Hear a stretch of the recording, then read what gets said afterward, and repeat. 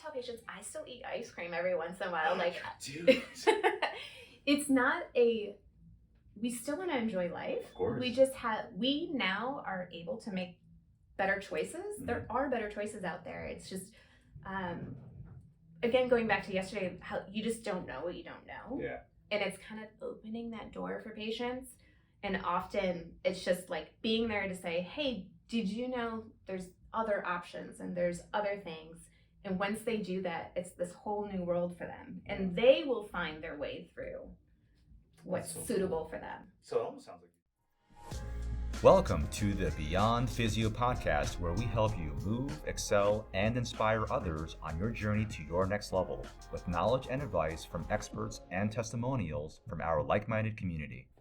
Today, I have a special guest, Dr. Amy Jackson Carroll, who is the CEO founder of Health Solutions. Yeah. And someone I met recently because I had a very specific interest in functional medicine for myself, which we'll talk about a little bit later. But Dr. Amy, thank you so much for coming on our show. Thanks for having me. Yeah. And what I really want to get into first is your origin story, because I'm always curious about how people end up in doing functional medicine, because it's such a great area that can really help supplement people's wellness and on their journey towards becoming more optimized in their as a version of themselves. Of course. You know, I think that everybody has a story, but it's always great when patients hear my story because they can relate, they can realize that I've been in their shoes before. So my story goes really far back, but I'll give you kind of the big picture.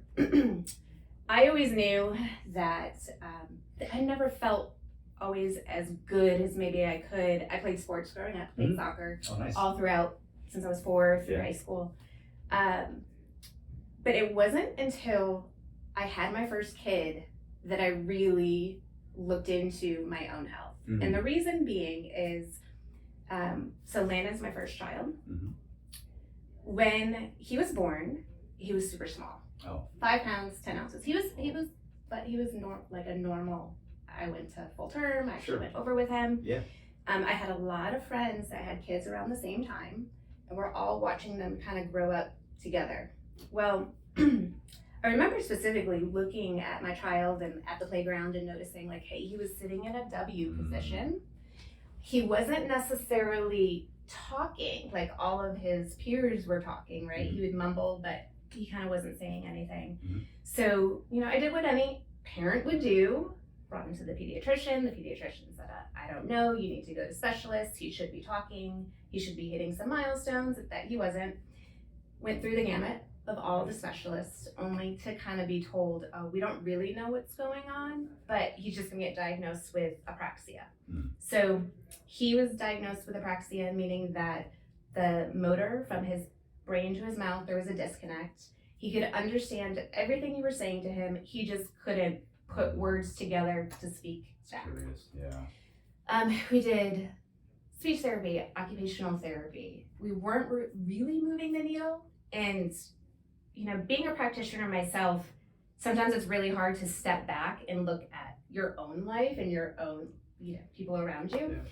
But I do remember there was a very particular day I walked into my office and I was just down. I was upset. I was like, there's something that I need to do. I need to help him. I walked directly back to the back room where we keep our kids, and I grabbed a heavy metal test for him. So I actually did a heavy metal test on then Landon was 18 months old. He came back with mercury off the charts. So he had never had a vaccination. He wasn't eating fish. Where did he get that mercury? He got it from me. I had 8 silver fillings in my mouth at the time. There's plenty of studies. There's a direct correlation between the amount of silver the mom has, the amount of amalgams, and how much mercury the baby will be born with. They can test the tissues. No way. And so,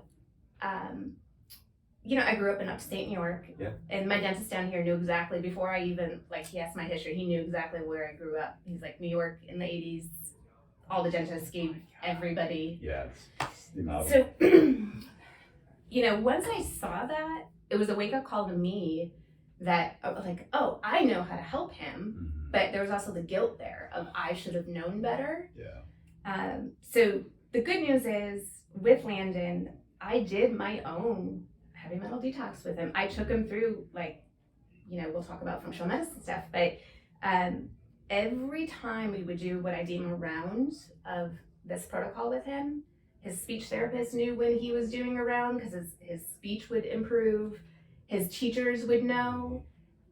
The pediatrician that we were going to at the time was kind of like amazed at what was going on, and she started sending patients my way because she didn't know what to do with them.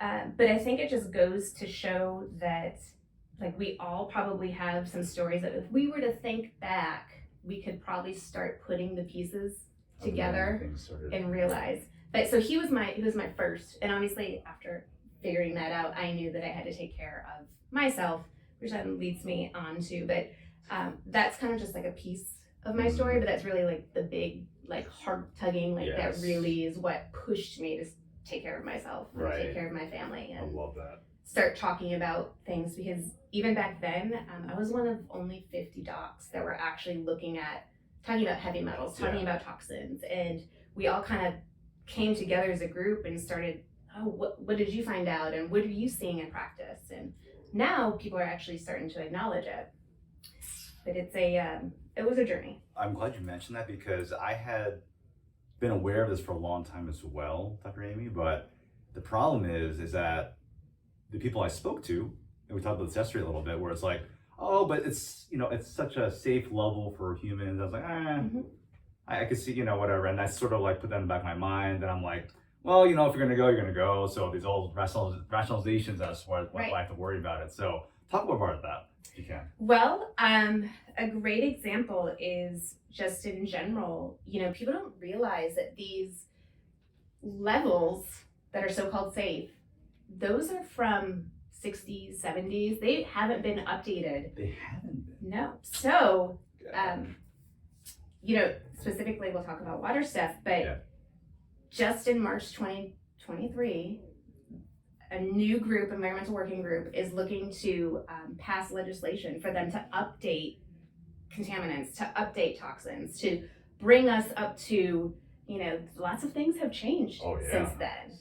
And so it goes back to, we talked about this yesterday, it's all of these little pieces that go into your bucket that eventually your bucket tips over and you start getting symptoms, and you start, you get sick out of the blue, but really it's all of these things added up, and what we deem as safe is likely they're not taking into account all of our other exposures and life, stress, work, things like that. That's crazy.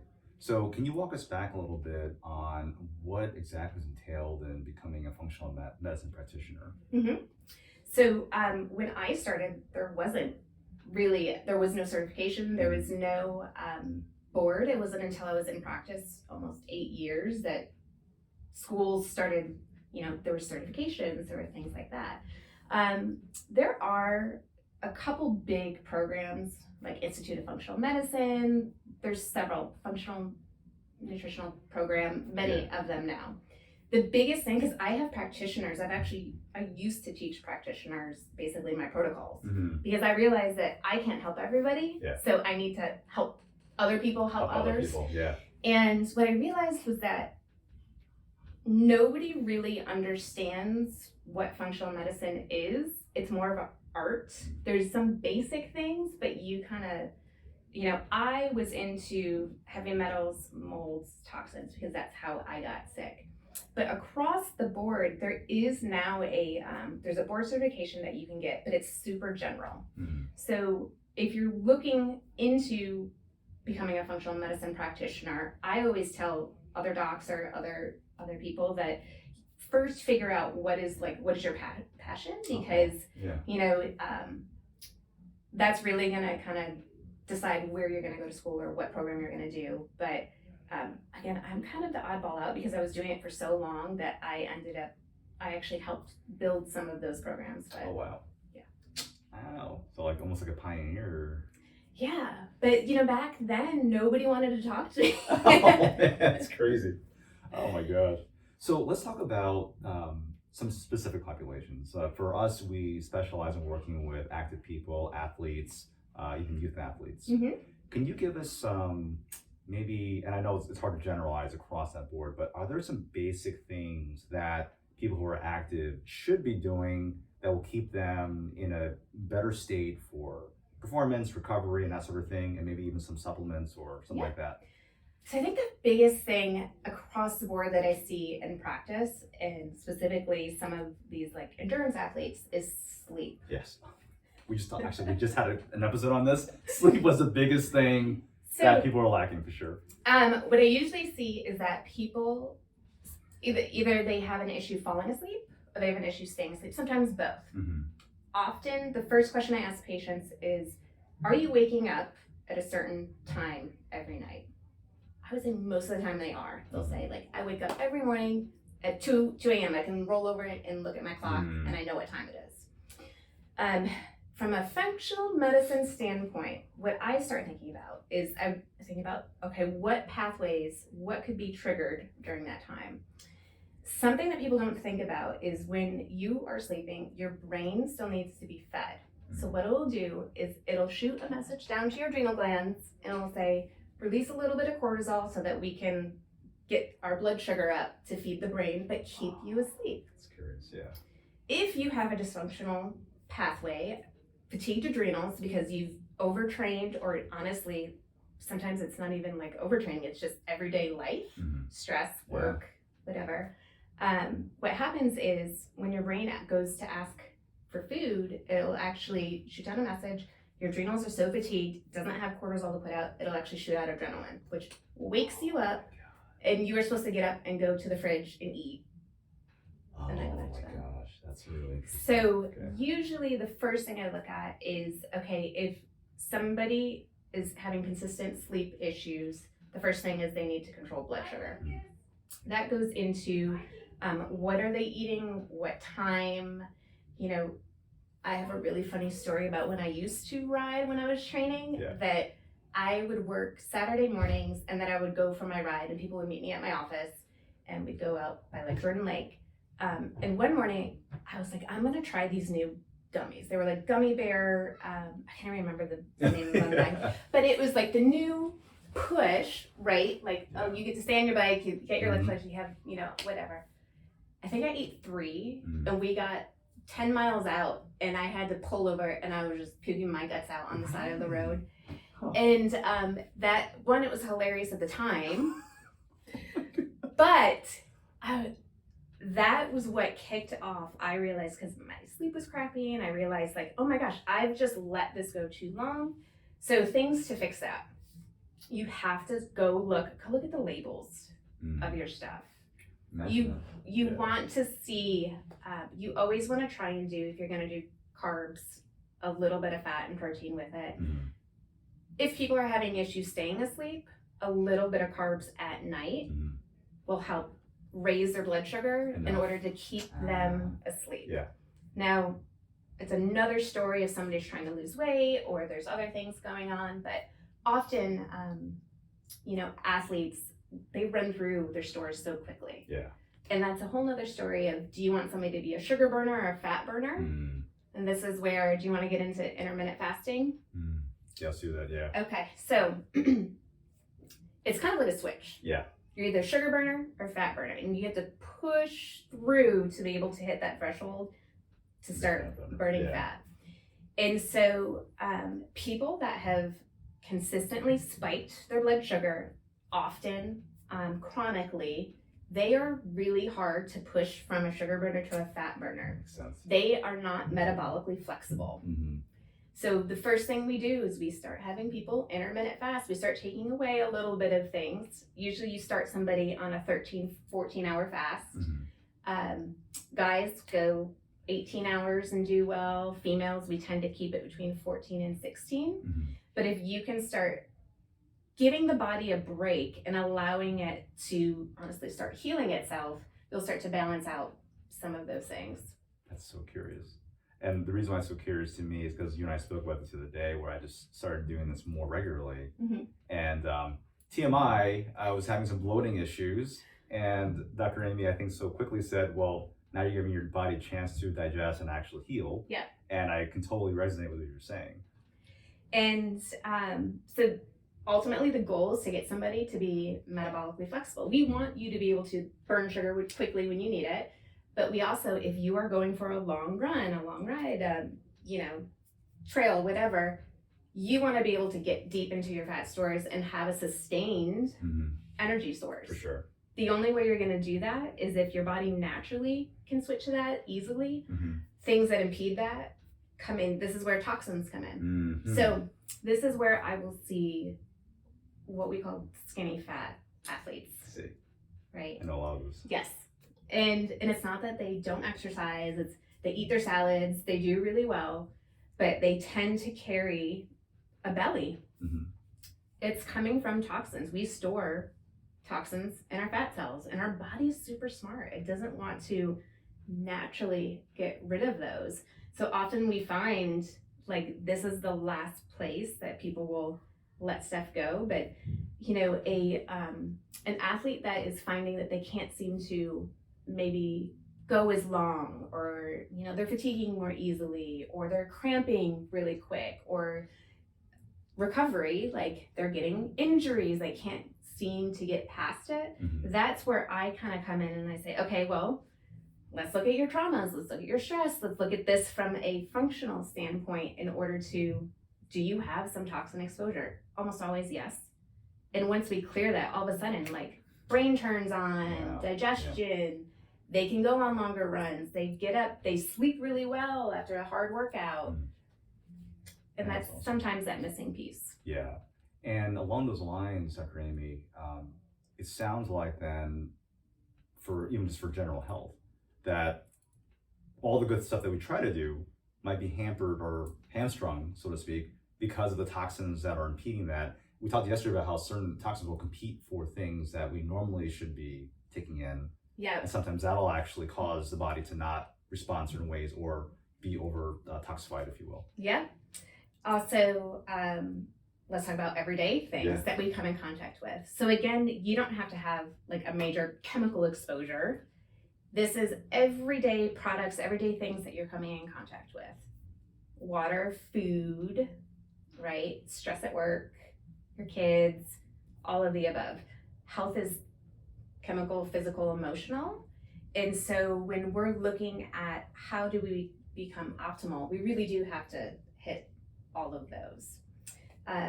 People don't realize emotional traumas, chemical traumas can actually, I wish I brought the study. I'll have to get it to you, but the lymph system. If you see patients that chronically have muscle tears, or like they get the knots, right? And you can try needle and you can do all the work, you can do ART, you can clear it as much as possible, but they keep coming back. Maybe they do well for a couple weeks and they're back with the same sort of nagging injury. The body remembers. Often you go back and you realize that there was some sort of sometimes emotional tie to it, but there's some studies on lymph and thinking that, hey, our body is made of a ton of water. Where do we store that? It's in our lymph system. Sure. Trauma, things like that actually get stored. I'll tell you a really not funny story, but kind of my first, when I first started out of school, I was a chiropractor acupuncturist by trade before I got into functional medicine. And my first acupuncture patient was actually a little girl who her parents brought her in and she had really bad eczema. They brought her everywhere and like nothing helped her, steroids, things like that. And they're like, we don't know what else to do. And somebody told us to do acupuncture.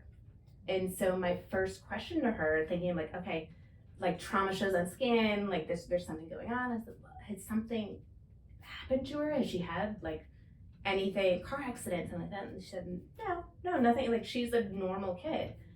And she was sitting on the table and she looks up at me and she says, I watched my dog get hit by a car. She watched her dog die and it triggered and she was holding on to it. And that's what that was from. So a lot of times, like maybe medical stuff can't necessarily explain that, but from a functional standpoint, Chinese medicine, there is a piece of other things we have to start, to encompass whole health. Oh yeah, that reminds me of some stories I've had, even of looking at the body as an emotional reservoir. And I've had patients who have been abused at one point in their lives. And I was surprised that as a young clinician, like all of a sudden a patient would start crying. I'm like, did I, go too hard? He's like, no, just reminded us. I was like, oh my God. And that really cued me into saying that there's a lot more to what people go through in physical pain that needs to be addressed outside of our scope, but that needs to be addressed with a whole team of people, functional medicine, psychology, what have you, to get that whole person approach to be optimized. Yeah, and I think that's great that you recognize that, because a lot of people would just ignore that. That's true. Yeah. So let's dive into my issue. And we talked about leaky gut, but I want you to give a semi-detailed explanation of what you talked about with me yesterday, because I thought it was very fascinating, because there's some things that I actually didn't know or need to be reminded of. Okay, where should we start? So leaky gut in general, and again, I wish I would have brought something to draw, but kind of visualize cells. So you have cells lined up, and all of these cells are nice, round, and plump, and they butt up against each other. So there's no gaps in between. Now, when we have a situation where the cells are inflamed, toxins, things like that, these cells will actually dehydrate, so they shrink. And you will get gaps or holes in your gut, which is deemed leaky gut. Now, when you eat, what normally happens is your, food particles, things, they get absorbed normally by these cells. However, if you have leaky gut, these particles will make their way, I'm super simplifying this, but they will make their way outside the gut lining, which the majority of your immune system lies right outside your gut lining. So the first time it happens, these things just get tagged. Every time you eat after that and these particles are making their way outside of the gut lining, you then run the risk of turning on an autoimmune disease, because your immune system is now reacting. And it's often where people will get caught where they didn't have food allergies or food intolerances. Now all of a sudden, right, out of the blue, they can't eat something, or they notice, what would be a good example for you that triggered bloating? Something like cauliflower or broccoli. Yes, that's actually a pretty common one. Yeah. Harder to digest, but the thing is once that leaky gut happens, it continues. So unless you do something to actually heal that gut lining, you'll start reacting to other things, right? It'll start with cauliflower or broccoli, and then all of a sudden, I can't drink this or eat this. Oh, wow. The other piece to that, sort of like another level of leaky gut, but very specifically dealing with the microbiome of the gut itself. We talked about SIBO, so small intestine bacteria overgrowth. And I wish I could draw this, but I will try to explain it the best I can, because I'm so used to teaching it this way. When you eat, normally what happens is you should have enough digestive enzymes to totally break down those food particles to very, very small particles. When you do not have enough digestive enzymes, typically we talked about sometimes it comes from hormone, thyroid stuff, but the first breakdown is actually in the stomach, where you don't have enough stomach acid. So the food isn't totally digested, it doesn't get down to those smaller particles. And what happens is they make their way down to small intestine. You have good and bad bacteria in your small intestine, you have good and bad bacteria in your large intestine, and they both of those sets should stay relatively in the small intestine and in the large intestine. Now, when these food particles make their way to, say, small intestine, they're a little bit longer chain carbs. They tend to be cruciferous vegetables, lettuces, things like that. They feed the bad guys. So bad bacteria, bad yeast, things like that. These things create gas. So they'll create hydrogen or they'll create methane. Right. You'll get diarrhea or you get constipation. This is where IBS comes from. But the big picture is you create an overgrowth, you create an imbalance.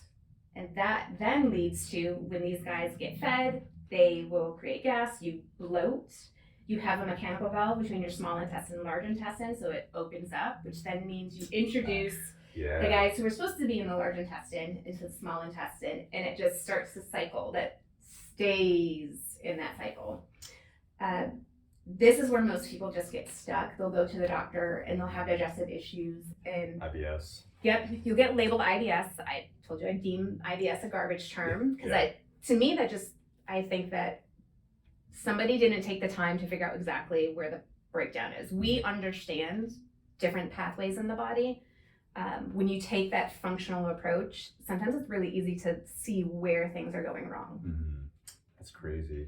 And it's funny because we talked a little bit too about how I definitely have some patients who have this quote unquote IBS or other GI issues, and they also have chronic pain. Yeah. And being in a constant state of inflammation, now that you have allowed that system to be reactive to everything, it seems to also just slow down the person's recovery, performance, just lifestyle in general. And although they desire to be active and stuff, they just can't do those things because they get injured, they have other kinds of issues associated with that. Have you told your people to intermittent fast? I will be now. Okay. I have to say, like, I have felt much better in the last couple of weeks just doing this, so I plan on continuing it, and it's done wonders for my bloating too. So yeah, I see many benefits to that too. I'm a huge believer, and I know we talked about this yesterday. Even practitioners in the office, all about we do it first, so that we can, know what we're actually talking about and like go through it and realize, but. You being able to do that and see like, hey, this is what works, this is what doesn't work for me. Not everybody is going to do well, right? But you have some perspective, and also, we joke about it in the office, and I hate to say this, but I would never go to a skinny chef. Just like I love that. I would never take diet advice from a fat guy. Yeah. Right. So would I? Yeah. Exactly. That's really funny, actually. Actually, it's funny. I had a patient of mine who went to, and he was overweight. He went to see a cardiologist who was also overweight. Oh. And so the guy is berating him and saying, "Oh, you should have been doing this and this and this." And my patient goes, "Well, what about you, doc?" He turned bright red. "Oh, you gotta do what I say, not as I do." I'm like, "Oh my God, come on, man! You just lost credibility there." Yeah. But anyway, let's move on. So let's talk about water. Yes. Because although we know how important it is for all of us and to sustain life, obviously there are stories and corroborated with some truth here that tap water is probably not the healthiest thing to drink, yet we all use it. Right. Maybe some things that we can do to protect ourselves from tap water and the stuff that's in it. Yeah. So I think that water is probably the number one source of most people's toxins. Crazy. And so I printed this out for you. So everybody, I believe, should go on environmentalworkinggroup.org and go to the water database and put in their zip code. What happens is you will see, it'll pull up all of the contaminants that have been tested in your water, as well as how many of them exceed even the Environmental Working Group guidelines. So you have your regulated town, city, state guidelines, and then you have your Environmental Working Group, right? They're going to have it a little bit lower because they've tested, third-party tested what they deem might affect your health. And so I ran a ton of Carrie's water this morning. Uh-oh. And this is from 2021, so they are updating it actually in 2023. They just haven't done it yet. There is 23 total contaminants in the water. Wow. And 12 of them actually exceeded not just environmental working groups, but their own guidelines. Really? So you can't see this in here, but if you go onto that website, it will show you every chemical, what it's kind of associated with. So like bromate, cancer, a lot of these are going to be cancer, right? Great. Oh my gosh. One thing that they have started doing, which I think is awesome, is forever chemicals. And I know we briefly talked about that yesterday. Because, forever chemicals, they started being manufactured in like the 70s. And what I'm talking about is like Teflon, like this non-stick coating, like what they're making raincoats and stuff out of. And so back then there was no, because it's a deemed sort of new contaminant chemical, there are no regulations for it. So we just learned that they stay around forever. That's why they're called forever chemicals. And so now Now we have to go back and one, start testing and get some sort of guidelines, but two, figure out how to clean it up. Yeah. Can we clean it up? That's another story. Oh my gosh. But not to scare you, but yes, we can. Like there are ways. This is there's nature always finds a way, and there are natural things. They will break it down. It's just going to take a long time. Yeah. So the best thing you could do to actually start working on toxicity is just stop your exposures to things, or at least minimize them. So in terms of water, yes, there's many different water filters. However, really the only way you are going to clean water is to break bonds. So that means reverse osmosis or distilled water. And I tell patients, I understand that a whole house water filter is expensive. And just in the meantime, buy some glass jugs. You can go to the grocery store. Many of the grocery stores still have reverse osmosis. You can fill it up. Get out of here. I didn't know that. Okay. For 39 cents Yeah. a jug. And that's your drinking water. That's at least your drinking water. Cooking.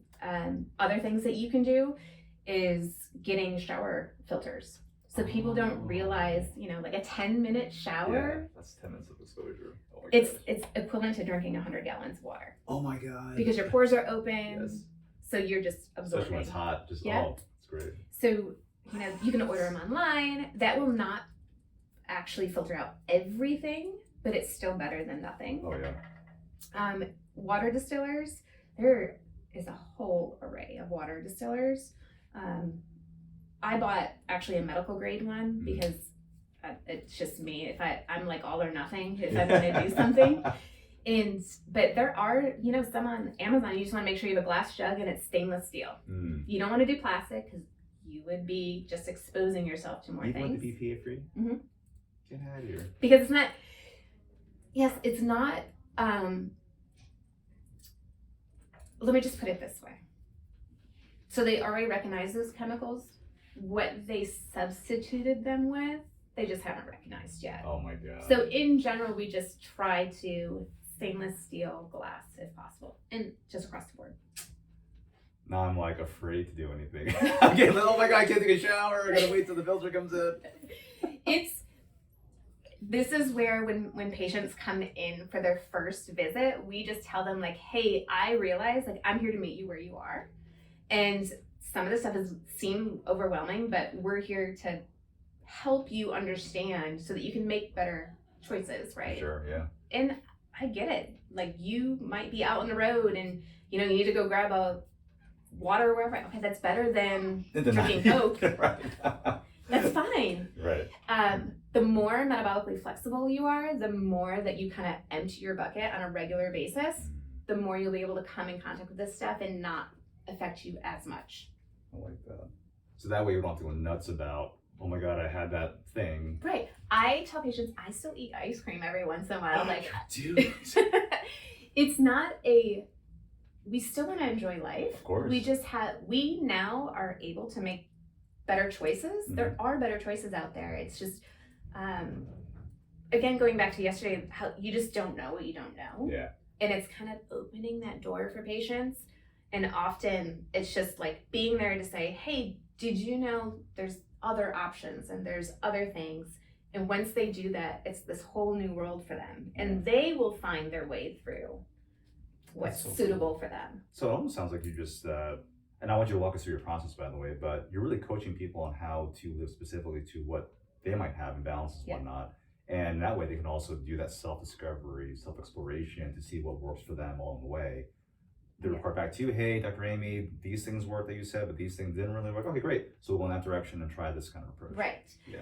And we're so in our office, we will not take on a patient, sorry to say this, but if they're not willing to take responsibility for their health. And so that doesn't mean we're judging you. It means like, hey, so the first piece is to come in for what we deem a discovery visit, where we sit down, if you have blood work, get it to us beforehand. But we sit down and we go through thorough history. Some things might pop up where we say like, oh, do you know what, it sounds like you might have some SIBO. We saw your blood work, but that's where we do some teaching. And that's where we kind of open the door. We also say it might be appropriate to do some other testing, or we need to open this door and you haven't looked at this. And sometimes people they come back for a report of findings and we have it all laid out for them. 99% of people say, I've been dealing with this for so long, I'm ready. Mm. And then there's like that 1%, they're like, I don't know if I believe you. Mm. And I'm like, that's fine. Like, if you decide that you want to approach this, we're here for you. Yeah. Otherwise, here's some things that you could try on your own. But I'm all about teaching people because I can't be there to make the decision for you. Yeah. And what good would I be doing if I'm not teaching my patients how to live healthier? Yeah, absolutely. So it sounds like you really have to be almost a partner in this together, because if all you do is talk about what you should be doing, I guess like everything we do, right? And the person isn't willing to do those things, or get around to it, then it's really not going to work no matter what they try. They'll get a little better. Yeah. But they will find themselves back in the same position sooner rather than later. It's terrible. Oh my goodness. So then after they've gone through the discovery visit and the report of findings, what's the pathway for them usually? So in our office, we have a couple different ways to go through functional medicine. We try to keep it super easy so that like we can keep people on track and we just as an office run more efficient for our patients. So the first one is we kind of have like a concierge. If you're local, people come in, they get full use of our modalities. You saw our hyperbaric chamber, other modalities that we have in the office, but they come in once a month and they sit down. We sit down like at that table and we go over everything that I would want, like next teaching things, figuring out next protocol, making sure people are on track. What I really, really like is kind of my baby program, I call it, is my Health Reset 180. It's really a hybrid. So it's online teaching. So remember how I kind of drew stuff for you? I have a whole, it's like a whole course. It's even stuff that I put in when I helped build some other courses. Yeah. But all these topics, like everything I would want somebody to know about functional medicine is in there. Oh, I love that, yeah. And so patients get to pick how they want to go through things. So if they end up doing that kind of hybrid program, they learn some of the stuff online and then we still meet, but we just meet virtually. Sure, yeah. Or I have some patients that just come in a la carte, like, hey, this is super overwhelming for me and I just want to like super, super slow. They just come in when they need to, kind of thing. I see.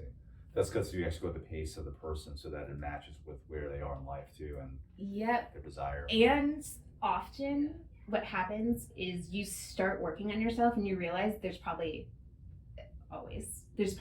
some deeper things that might have gotten missed or stuff pops up that was deep down that once you clear this one thing, something pops up. Oh, that's interesting. Most patients, I will say, I'm fairly confident, most patients we kind of move them through and they're a totally different person within 6 months. Wow. It's not everybody. Like I can tell you that like my chronic Lyme patients, we put it down on the table, like understand that this is going to be for the long haul and this is going to be controlling your inflammation and controlling these things. Yeah. But other people, once they get it, they get it. Yeah. That's interesting. So it sounds like it's definitely a journey for a lot of people. And obviously would you say that most people who come to you then have tried other things and they're like, I would say, or most people, because everybody can Google, will try a couple things on their own. They'll listen to different podcasts, right? And they will piece together. I'm there to help you put those pieces together for what is actually appropriate for you. Because there is a lot of information out there. Not everything's appropriate. Not everything's true either. Yes, that's absolutely true. And it's funny because, and we'll talk about this later, but we actually did an episode using ChatGPT to see what Dr. ChatGPT would say in certain kinds of things. And it was very funny. And I actually graded the episode saying, it's probably C+, D-. I'd say some very general information. But the fear I have is that people are using that as advice. Yes. Doing, the intentions were good, but the result was not so good. And so there's some caution there right now. Can I tell you that I have talked to a couple practitioners that have asked me if I'm using Chat. They're writing protocols with Chat. No, they're not. Yes. They're not. And I couldn't believe it because these are some of the docs that I taught. Yeah. And I was a little sad. Oh no. Because that just means that they're not necessarily taking into account everybody's a little different. I get it. Like there is a guideline of like, hey, there's some gut protocols. Here's some, Lyme protocols. Here's parasite, mold, whatever. But everybody is a little different. And often it's like, oh, it's probably that one little piece that you missed that is what is going to be the huge change for somebody. Yeah. Oh, that's crazy. So as we're getting to the end, I want to know, obviously you're human and you mentioned ice cream as one of those things. What are your other like top 2 guilty pleasures that make life worth living? Oh, that's a great question. I'd have to think about that. So I actually, and this is actually a health thing, but I love being outside in the morning. Oh, yeah. Morning sun. Like I have to get up before everybody else and go sit on the back with my coffee take it in. and just sit 10, 15 minutes. I actually do sun gazing. I don't look directly at the sun. But that you feel it, right? Oh my gosh, like there's a connection there. Sure. What would be my other guilty pleasure? It would probably also be, I grew up fairly healthy. My parents like played sports. Like that was our your family dynamic. Yes. Thing, And so I think my other guilty pleasure is actually working out with my kids. Oh. So that's awesome. with COVID, everything shut down. So we actually built a gym in our garage. I love it, yeah. And so we all do something together. My youngest, who is 21 months, actually, I've got videos of her doing tricep. That's awesome. But that to me is like because I know, especially Landon, my oldest. Yeah. I remember when he was sick. Yeah. And now looking at him. You wouldn't even know. Yes. Oh, that's amazing. But I think it's super important, at least to me, to have a good work-life balance. Yeah. But also kids, they mimic what you do. So if you teach them young, they'll be healthy adults. Yeah, I love that. We have very similar structure in our family as well. We love to live and we enjoy ourselves for that, but we also understand the balance of everything else to make sure that we're not just doing all these things that, feel guilty pleasure for, but yeah. Cool. So Dr. Amy, how can someone get in touch with you to find out more information about your practice, what you do and whatnot, and want to seek your care? Yeah. So my website is thedramy.com. That's my functional medicine website. There you can book a free 15-minute phone consult where we hop on the phone and I just listen to your health concerns and honestly tell you, is it something I think I can help you with, or should you be going somewhere else, or is it something that you want to come into the office? We do online as well, but like I said before, if you're local to Raleigh, actually I have people that come from all over. I've had patients actually fly in, but I think it's really valuable, at least the first visit, to come in, just get the energy of person, and you do really get to pull out absolutely some history that maybe somebody wouldn't think about. But really just starting there, website, thedramy.com. Excellent. Thank you so much, Dr. Amy, for being on our show today. Thank you for having me. Yes. And for everyone listening, we will have some great information in the show notes, and Dr. Amy will be generously offering her 15-minute consult. So hope you'll tune into that. And until next time, have an awesome day. Thank you. Thanks so much for tuning into today's episode. It really does mean a lot to us.